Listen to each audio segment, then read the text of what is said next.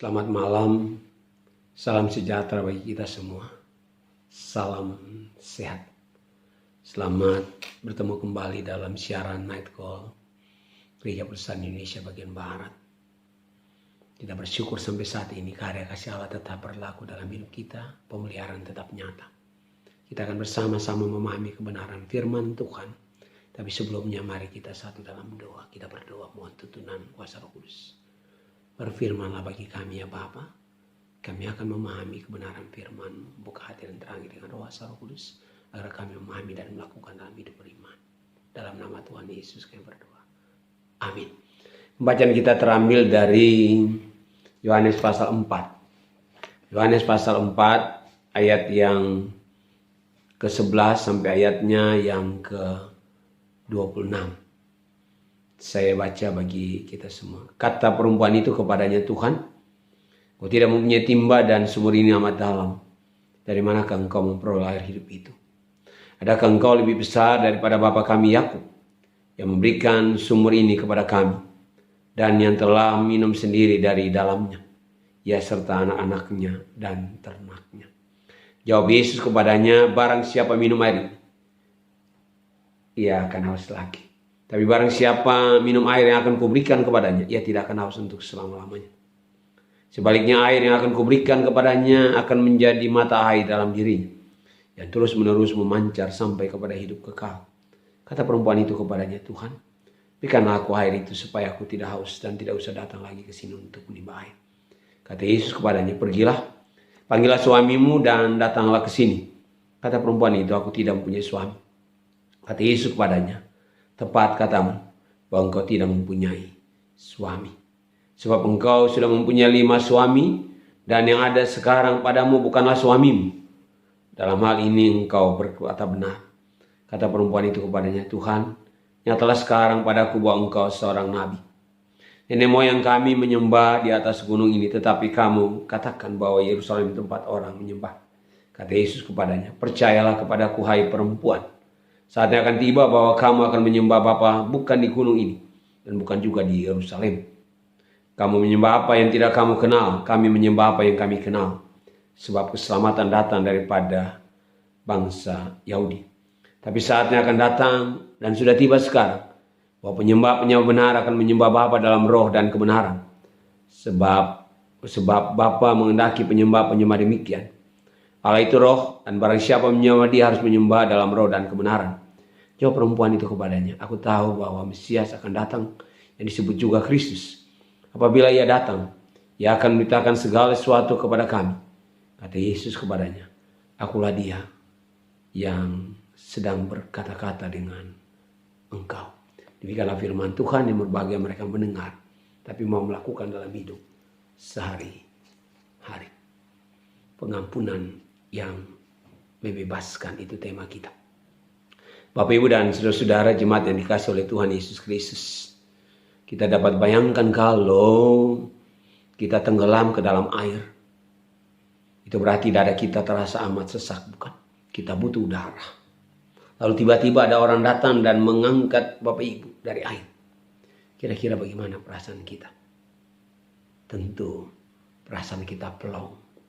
Tentu perasaan kita lega.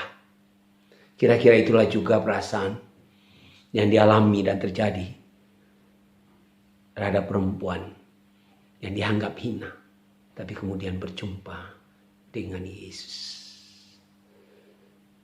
Cara Yesus untuk merubah seseorang adalah cara yang sangat luar biasa. Kalau kita lihat cara Yesus merubah Nikodemus, dia kaya, baik pendidikan. Berbeda dengan cara Yesus untuk merubah perempuan ini. Kenapa? Karena Alkitab mencatat perempuan ini perempuan yang tidak berada, berdosa pula. Karena itu mungkin dia tidak disukai oleh orang yang ada di sekitarnya. Dan berlainan sekali cara Yesus menarik perempuan itu untuk kembali kepada jalan yang benar. Jadi berangkat perikop kita pada malam hari ini, pada saat Yesus meminta air dari perempuan ini. Lalu perempuan ini bilang, tidak salah Kak, maaf bahasa saya. Karena memang jangankan meminta sesuatu dari orang Samaria. Berjalan saja melewati orang Yahudi tidak mau. Sehingga perempuan itu merasa aneh. Ada orang Yahudi yang mau meminta minum dari dia, yang ada orang Samaria yang dianggap hina dan tidak layak. Tapi pertanyaan dari perempuan ini tidak membuat Yesus merasa tersinggung, Bapak Ibu. Yesus tidak merasa terhina. Karena Yesus ingin membangun rasa ingin tahu dalam hati perempuan itu. Yesus mengetahui keperluan rohani dari perempuan itu. Lalu ia menawarkan air hidup kepadanya. Lalu perempuan itu mulai berkata dengan hormat, "Tuhan, Engkau tidak punya timba dan sumur ini amat dalam. Apa Engkau lebih besar dari Bapa Yakub?" Ya. Perempuan ini rupanya tidak mengerti apa yang Yesus maksud tentang air hidup. Yang perempuan itu bicara tentang air secara jasmani. Yang Yesus bicara adalah air rohani. Dia menyangka bahwa Yesus akan memberikan dia air minum yang baru saja dia minta. Sehingga dia katakan, "Adakah Engkau lebih besar daripada Bapa Yakub?" Yesus ingin dari perempuan ini mau mengerti bahwa yang diberikan Yesus adalah perkara rohani yang memuaskan hati dan jiwa orang. Nyata dari jawaban perempuan itu bahwa ia belum mengerti apa yang Yesus kehendaki dalam hidupnya. Dia belum mengerti apa yang Yesus maksud dari ucapan air hidup. Seolah-olah Yesus mau berkata, "Aku mempunyai air hidup yang kau minta, tapi ada sesuatu di dalam dirimu yang harus kau jelaskan lebih dahulu." Yesus bilang, "Air hidupku ini akan kuberikan, tapi sesuatu dalam dirimu harus engkau jelaskan dulu." Karena itu Yesus bilang, "Pulanglah, panggil suamimu." Bapak, Ibu, dan saudara-saudara, perkataan Yesus ini sangat menusuk hati perempuan ini. Aku tidak mempunyai suami. Tapi Yesus tahu betul dia punya suami. Udah 5 dan yang ke-6 ini juga statusnya gak terlalu jelas. Barulah perempuan itu sadar bahwa ia tidak dapat menyembuhkan apa-apa di hadapan Yesus. Yesus membuka kedok dari mukanya. Karena itu ia berkata, "Tuhan, nyata sekarang padaku bahwa Engkau seorang nabi." Hatinya benar-benar teriris. Kata-kata itu merupakan suatu pengakuan dosa yang telah dia perbuat. Ya. Ini juga yang menjadi catatan dalam kehidupan kita sebagai orang percaya. Ya. Yang mau Alkitab sampaikan adalah sebuah pesan bahwa kasih Tuhan tidak terbatas dalam hidup Bapak, Ibu, dan saya. Kasih Tuhan tidak terbatas bagi manusia yang nama moralitas agama boleh mengacukan jari menghukum. Tapi Tuhan selalu menyediakan pengampunan bagi siapapun yang mau datang kepadanya. Syaratnya satu, jangan berbuat dosa lagi. Mulai dari sekarang. Bagi Yesus kelamnya dosa harus tinggalkan. Dan tanggalkan di belakang. Biarlah itu menjadi cerita masa lalu yang sudah berakhir. Yesus mau bilang, stop sampai di sini. Menyesal tentu tidak salah, bahkan perlu. Tapi jangan sampai menyesal itu begitu rupa. Sehingga terus mengalami hidup kita, menghantui hidup kita, memengeluh diri kita. Ya sudah toh juga tidak dapat diubah. Yang penting sekarang dan ke depan bagaimana kita mau hidup benar di hadapan Tuhan. Kalau Yesus sudah mengampuni kita, kenapa juga kita tidak mau mengampuni diri kita sendiri? Amin. Mari kita satu dalam doa. Terima kasih ya Bapa untuk anugerah kasih-Mu bagi kami.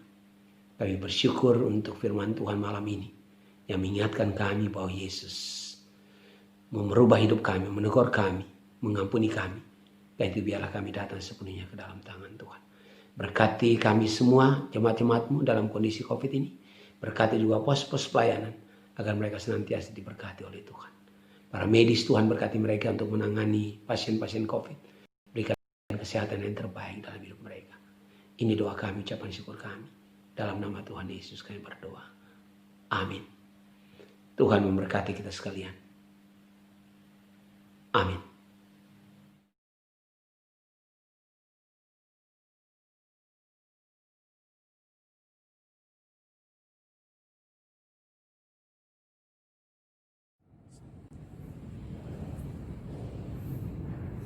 Salam sejahtera dan salam sehat bagi kita semua. Tak terasa kita telah berada di bulan Juni 2020. Bulan Juni bagi jajaran GPIB biasa dikenal sebagai bulan pelayanan dan kesaksian.